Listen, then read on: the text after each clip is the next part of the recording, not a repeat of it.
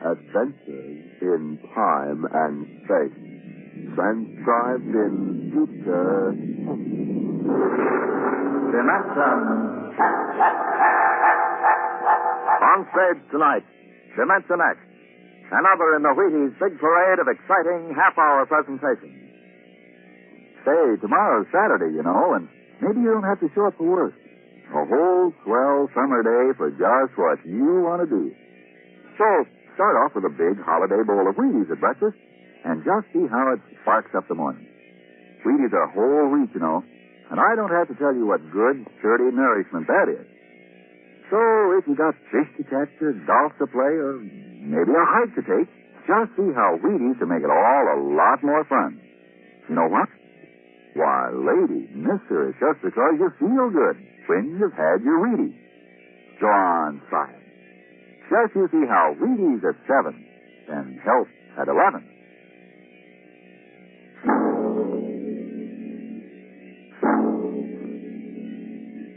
When the first space rocket lands on Mars, what will we find?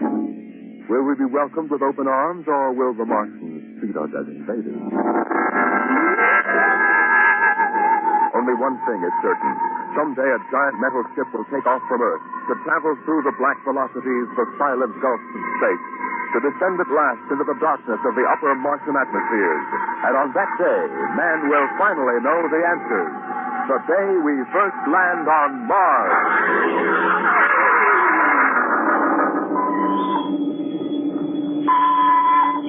Now here's it. Approaching critical deceleration. Fasten the gravity suit. Stand by the land. Lefty, what do you make of the terrain? There seems to be a heavy ground, Miss Captain. We won't be able to use our infrared light. We'll have to come in on radar. Isn't that a little risky, sir, landing in the dark? I'd rather run the danger of a blind landing, Lieutenant, than come in without the cover of darkness. Remember, we don't know what kind of reception is waiting for us down there. Airspeed 500. Altitude now 4,000. Bridge to engine room. Stand by for deceleration. Engine room, aye. Fire forward tubes 1 and 3. Aye. Kids down. Kids, check. Altitude 500. 4. 350. 3. Up a point now. All right. Let's set her down. Look out! Cut the power. Masters pipe battle station. Right, sir. Off the QS, sir. Well, we're on Mars. April 20th, 1987. 4:33, Greenwich time. Enter that in the log, Masters. Aye, sir. Now, gentlemen, it's less than 2 hours till dawn. As soon as it's light, we'll send out a landing party. Masters, get me an all-over hookup. All set, Captain. Now, hear this. All right, men. The smoking lamp is lit. There are 17 men on an alien world. And it's up to us whether we ever get home again. Next few hours should tell the story, and I want instant obedience to all commands. I'll court-martial the first man who doesn't jump through when he's ordered. And one other thing. We may be on Mars, but this is still a United States naval vessel. Officers will conduct a personal and weapons inspection in 1 hour. And so... Inspection, Captain. Now? Lustig, we've got an hour and a half to sweat out before we find out what's outside that airlock. I'd rather have a man worried about his stripes than about what's waiting outside on Mars.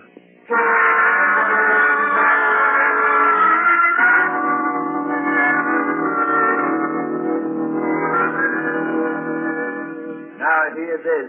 Landing party reports of forward airlock. Captain Black, Lieutenant Hingston, Lieutenant Lustig, and Dr. Horst report immediately to forward airlock. It is now landing time -5.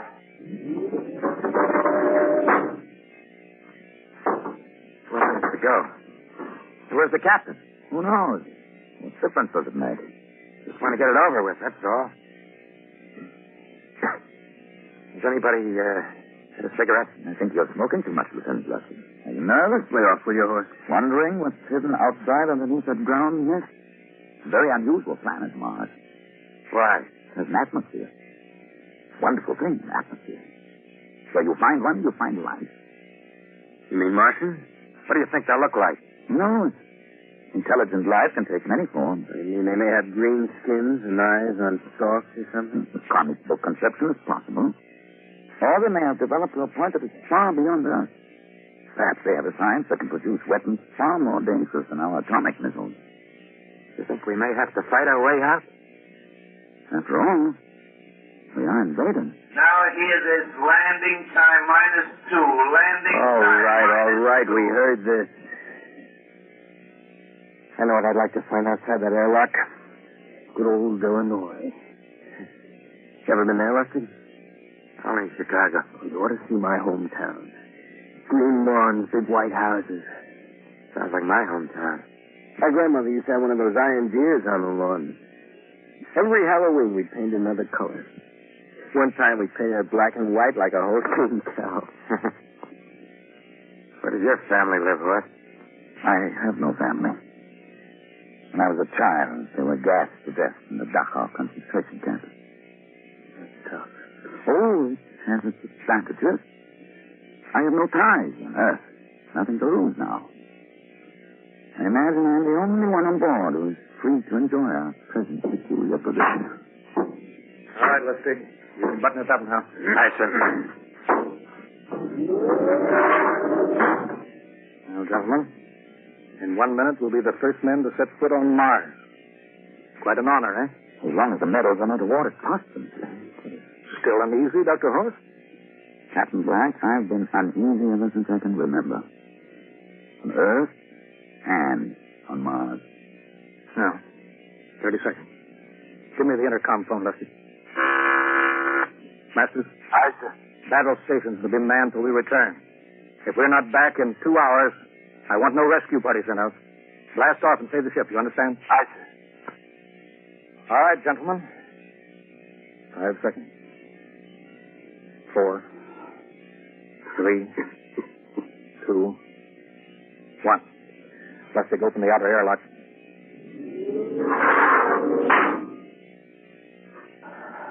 Fresh air. Let's go. Hold it, man. Too dark to move fast. Quiet, isn't it? Not even a wind. You can't see anything through this ground mist. Quiet. You don't know what's out here. Come on.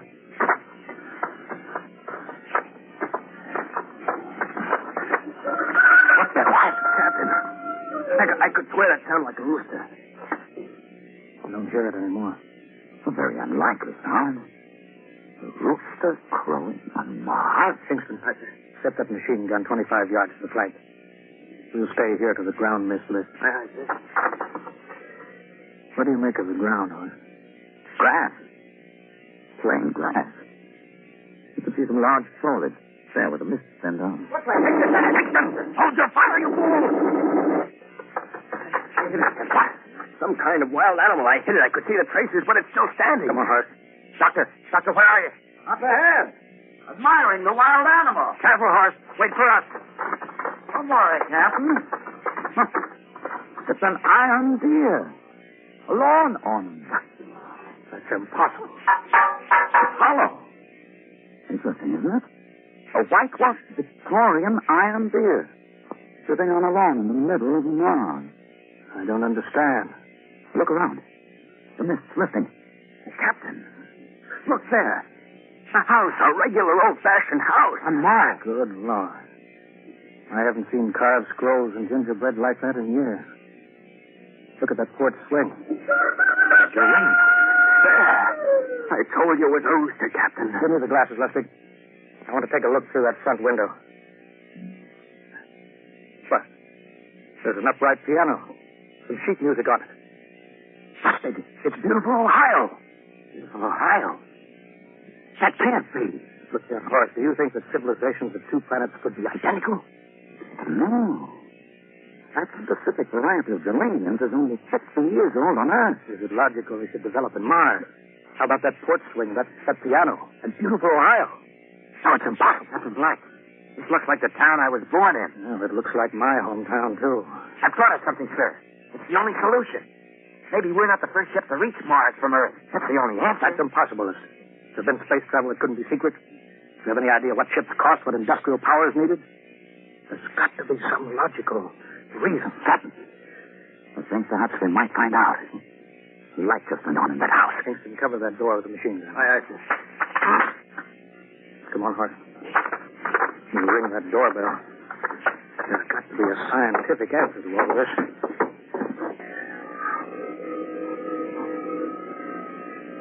There's something moving in there. Stand back, horse. Give me a clear shot.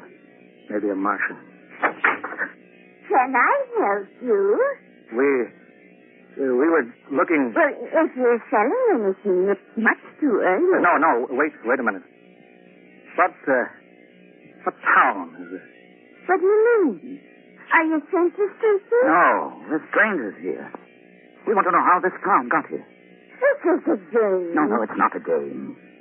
We're from Earth. From where? From Earth. You mean out of the ground? Are you sure you're feeling well? Madam, we came in a flying ship across space. We're from the third planet. This is Mars. Now, do you understand? Mars. You go away now, you hear? I'll call my husband from upstairs and he's chasing. Now, go on. This is Mars, isn't it? This is Green Lake, Wisconsin, in the United States of America. Bounded on the east by the Atlantic and on the west by the Pacific. Now, go away. Goodbye. Horace, do you suppose it's really possible? I've got to find out more about this. For the last time now, go away. Pardon me, madam. What year is this? Year? What, 1928, of course. The first one is saved. You hear that, Horse? And we know it's 1987. And we know it's Mars. It's possible we got fouled up, made some tremendous blunder and circled around and landed back on Earth. In 1928? Maybe some switch in time or dimension. Could we have shifted somehow, gone backward in time? Horse, it won't hold water. It's not logical. We've checked every mile. We went past the moon and out into space. We're on Mars. Find out anything, Captain? No, we're going back to the ship till I figure out some logical explanation for all this. Lustig out at point. Aye, sir. Kingston in the rear. Keep that gun at half load. Horse, there's got to be some cold, logical solution. Captain. What? That house down the street. The white one with the green shutters. Lustig, what's the matter? I never saw it. I never saw it. That's that. Lustig, come back here. He's running for the house. That crazy fool, after him quick. Lustig, stop. Come down off of that porch. Grandpa! Lustig, what the devil are you in your truck? Grandma and Grandpa, it is you. Lustig, what's going on here? Albert, why, it's been so many years. How you grown, boy? Oh, it's so good to see you. Lieutenant Lustig. Oh, Captain. Grandma, I want you to meet my friends. This is Captain Black. Captain, I want you to meet my grandfolks. Howdy. Any friends of Albert's is friends of ours. How long you been here, Grandma? Oh, good many years. Ever since we died. Ever since you what? Oh, yes, sir. They've been dead 30 years. What? You mean to tell me that Mars is heaven? Oh, nonsense, no. All we know is here we're alive again. And who are we to question God's infinite ways? Lustig, we're going back to the ship. But, Captain, I want to talk to my Lieutenant grandfolks. Lustig, I don't like any part of this. You'll come back with us, I have to club you and carry you. Yeah, but, sir, they're my... Heaven only knows what they've run up against back at the ship.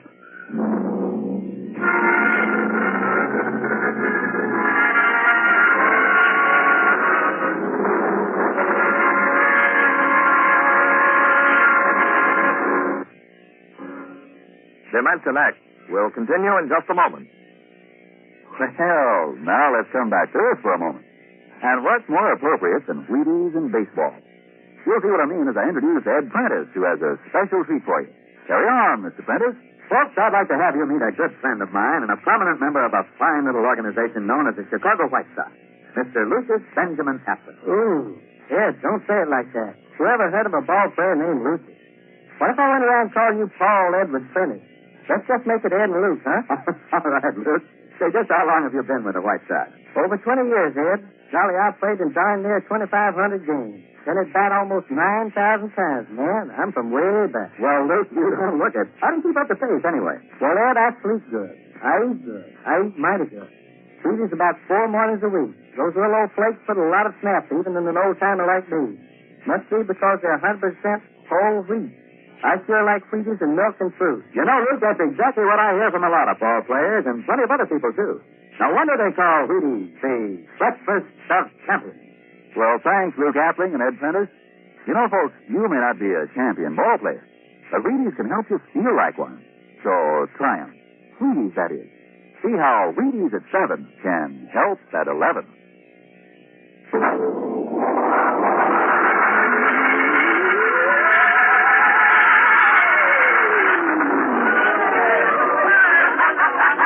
Look at that crowd around the ship. Looks like they're being welcomed with a celebration. Celebration, they've abandoned ship. Every port is open. No guard sets. You, master. Hiya, Captain. Meet my old dad. Dad, that's Captain Black, and he's not a bad guy for an officer. Of all the... Kingston! What, sir? Bring that man back. Use force if you have to. Excuse me, sir. There's my Uncle George. Kingston! I'll be right back, Captain. Uncle George! Uncle George! What the devil is going on, sir? They've all found friends and relatives. They're all here. He's right, Captain. I've counted. The whole crew's out on the clock, but I gave orders. Definite orders. You don't understand, Captain. I understand mutiny. I don't care how many relatives show up. I'll have discipline. Johnny! Johnny, you old son of a gun. Edward. It's you. It can't be. Of course it is. Johnny, you old son of a gun. Edward. Dr. Horst, this is my brother, Edward. How do you do? Hello. It's wonderful to see you, Edward. Look, I've got to get back to my ship. Hey, I almost forgot. Mom's waiting at home. Mom? And Dad, too. Mom? Dad are alive? Excuse me, Horst. Then you're real, then. Don't I feel real? How's that, huh? Ed, we've got lunch for you, Johnny. Mom's making corn fritters. Dr. Horst, haven't you found anybody? No, Captain. I have nobody. Then you come on home with me, right, Ed? Sure, you bet. Horst, you wouldn't believe it, but it's been 35 years since I had Mom's corn fritters. By George. 35 years.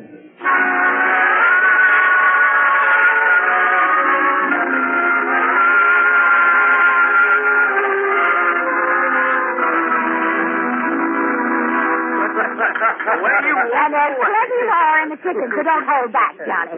You too, Doctor. Well, Johnny, you're still in the Navy, huh? That's right, Dad. I'm in command of the ship. We're an old Navy family, Dr. Horst. All three of our boys in the service. Ed was the best pilot in the Pacific. What did happen, Ed? Oh, what's the difference? I'm here now. Oh, you know, it's almost perfect. All we're missing is your brother Will. Then the whole family to be together. Well, it won't be long, Mom. Will's in charge of the XR-54. That's the next rocket coming out tomorrow. Well, little Will.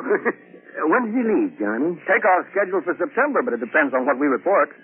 There's no question about that now, eh? Christmas together again. That'll be something, huh? Yes, sir. Well, this calls for a celebration. How about a little of the old dandelion wine, eh, Johnny? Now, Father, don't you go giving Johnny too much wine. Oh, he's a big boy now, Mother. Well, sir, isn't everything just fine? Just fine.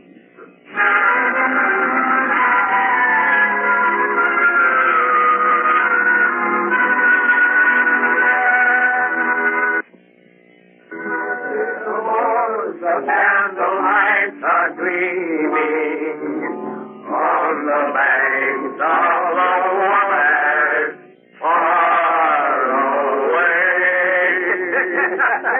Play another song. Sure, Well, Dr. Horace, what do you think of my little family, Very nice. You know, I can't understand why you didn't find any folks here, Dr. Horace. Just a shame. Everybody else is so happy. I never remembered my family, Mrs. Black. All I know is they were gassed at Dachau during the Second World War. When I was liberated, I was in delirium 3 months. I cannot remember anything before then. Psychiatric phenomenon. That's terrible. Isn't there anything anybody can do? I don't want to remember. Oh. I haven't had a pleasant life. I prefer to be free of emotional entanglements, to interfere with a scientific approach. I'm sorry, Dr. Horn. Oh, I'll get it. Hey, that's our ring, long and 3 shorts. I remember that. Well, maybe we'd better call it a night. You must be getting tired, Johnny. I'd better be going back to the ship. Oh, nonsense. You stay the night. We insist. Well, I just couldn't rest thinking of you all alone on that ship. Oh, I'll be all right. Well, good night. Wait a minute, Dr. Horst. That phone message was for you. Me? Yes, that's right. A message from Anna. Anna? I don't remember any Anna. She asked if you were better. Perhaps she's someone you knew at Dachau. Anna? She said she's coming over here first thing in the morning. So you'll have to stay over. Yes. Well, that settles it then. You stay here, Horst. You can bunk with me in my old room. Oh, but Johnny, we thought you'd like to be with Edward. So you could talk the way you used to. Well, we can't put Dr. Horst in the daybed. I think we better share the room tonight. There'll be plenty of time for talking, Ed. I guess so. Well, I suppose I better drop back to the ship. You know, Ed, security check. Well, why do you have to do that here? Well, I don't know. There's no good reason, I guess. Well, I suppose we skip it tonight. Oh, sure. Good night, everybody. Oh, it's good to have you home, Johnny. It's good to be home, Mom.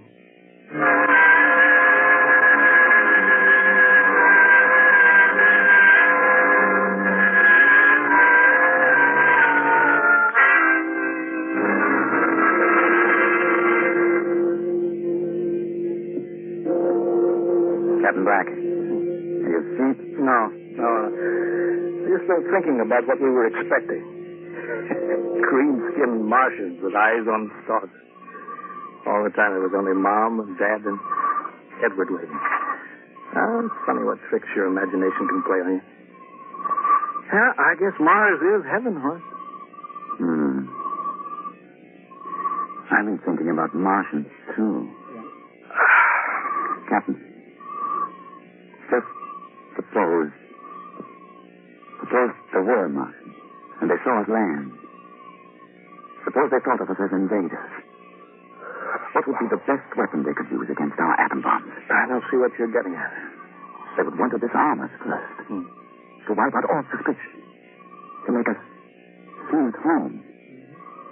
But suppose this house isn't real.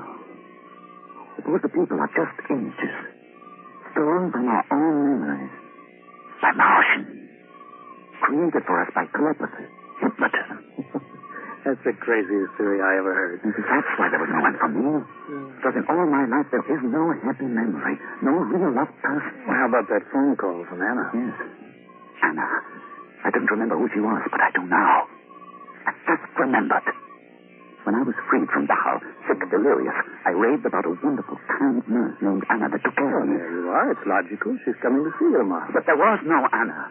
I'd been nursed by a man. What? Anna was only a dream. And there's only one way they could have learned about her. By reading my subconscious mind. But that's impossible, Horst. Why?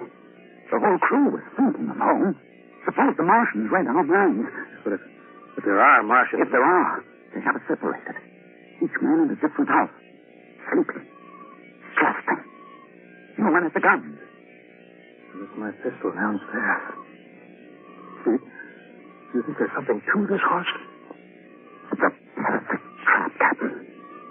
He would suspect his own mother, his grandparents. How easy. Just a knife in the heart of each sleeping man. That's impossible, Horst. We've got to get back to the ship. Listen. The crickets have stopped. Come on. We don't know when they change black to whatever they really are. Where are you going, John? Ed, well, we wanted to drink of water. That's all, Ed. You're not thirsty, John. You don't want a drink. You don't want a drink. It's safe! It's changing! In his hand! He's a Martian! Run, Horst! Run! Get away, John! You can't get away! It's my horse! Get away!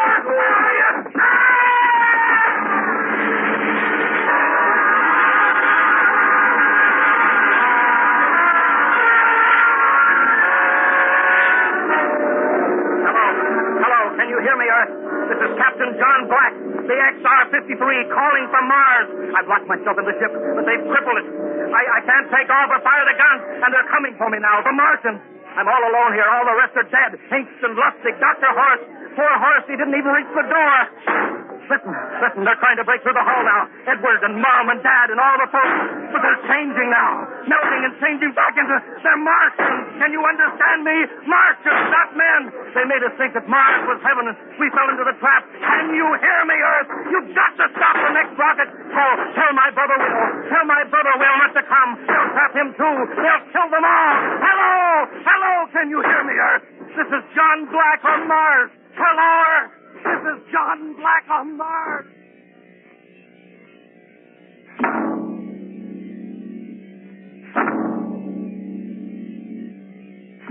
Tonight, Dimension X has presented and transcribed the Ray Bradbury story, Mars is Heaven, adapted for radio by Ernest Kenoy.